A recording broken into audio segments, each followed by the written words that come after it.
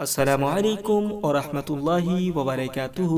پیارے ناظرین و سامعین، دنیا کی ہر طاقت سے ہم اور آپ لڑ سکتے ہیں، مگر اللہ کے عذاب سے کبھی نہیں لڑ سکتے۔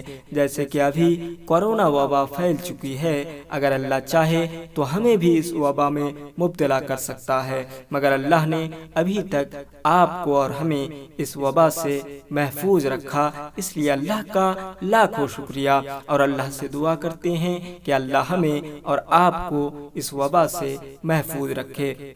اگر اللہ چاہتا تو ہم سب کو مبتلا کر سکتا تھا، اسی لیے ہمیں اللہ پر، اللہ کی رضامندی پر ہر وقت اعتماد رکھنا چاہیے۔ اسی طرح ایک واقعہ میں سنانے جا رہا ہوں۔ منقول ہے کہ بنو امیہ کا بادشاہ عبد الملک بن مروان جب ملک شام میں طاعون کی وبا پھیلی، جیسے کہ ابھی کورونا وبا پھیل چکی ہے، اسی طرح ملک شام میں طاعون کی وبا پھیلی تو موت کے ڈر سے بادشاہ گھوڑے پر سوار ہو کر اپنے شہر سے بھاگ نکلا، اور ساتھ میں اپنے خاص غلام اور کچھ فوج لے لی، اور وہ طاعون کے ڈر سے اس قدر خائف اور ڈرا ہوا تھا کہ زمین پر پاؤں نہیں رکھتا تھا، بلکہ گھوڑے کی پشت پر سوتا تھا۔ دوران سفر ایک رات اس کو نیند نہیں آئی تو اس نے اپنے غلام سے کہا کہ تم مجھے کوئی قصہ سناؤ۔ تو ہوشیار غلام نے بادشاہ کو نصیحت کرنے کا موقع پا کر ایک قصہ سنایا کہ ایک لومڑی اپنی جان کی حفاظت کے لیے ایک شیر کی خدمت گزاری کیا کرتی تھی، تو کوئی درندہ شیر کی ہیبت اور شیر کی ڈر سے لومڑی کی طرف دیکھ نہیں سکتا تھا، اور لومڑی نہایت ہی بے خوفی اور اطمینان سے شیر کے ساتھ زندگی بسر کرتی تھی۔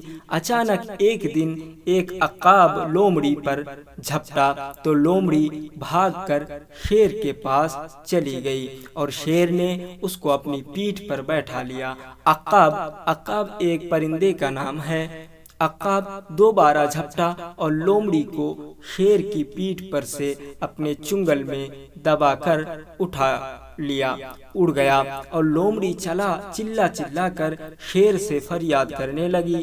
تو شیر نے کہا کہ اے لومڑی، میں زمین پر رہنے والے درندوں سے تیری حفاظت کر سکتا ہوں، لیکن آسمان کی طرف سے حملہ کرنے والے سے میں تجھے نہیں بچا سکتا۔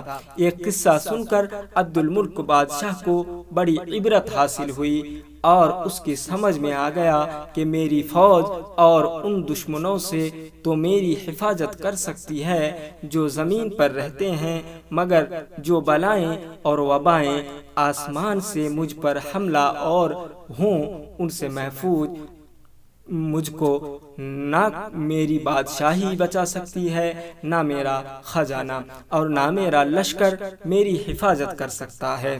آسمانی بلاؤں سے بچانے والا تو خدا کے علاوہ اور کوئی نہیں ہو سکتا۔ یہ سوچ کر عبد الملک بادشاہ کے دل سے طاعون کا خوف جاتا رہا، اور وہ رضائے الہی پر راضی رہ کر سکون و اطمینان کے ساتھ اپنے بادشاہی محل میں رہنے لگا۔ امید ہے آج کا یہ واقعہ آپ کو بہت پسند آیا ہوگا۔ اگر پسند آئی تو لائک ضرور کریں، ہمارے چینل کو سبسکرائب کریں، بیل آئیکن کو پریس کریں، اور اپنا اس سبق سے، اس واقعے سے آپ کو کیا سبق ملا کامنٹ میں ضرور بتائیں۔ آج کے لیے اللہ حافظ۔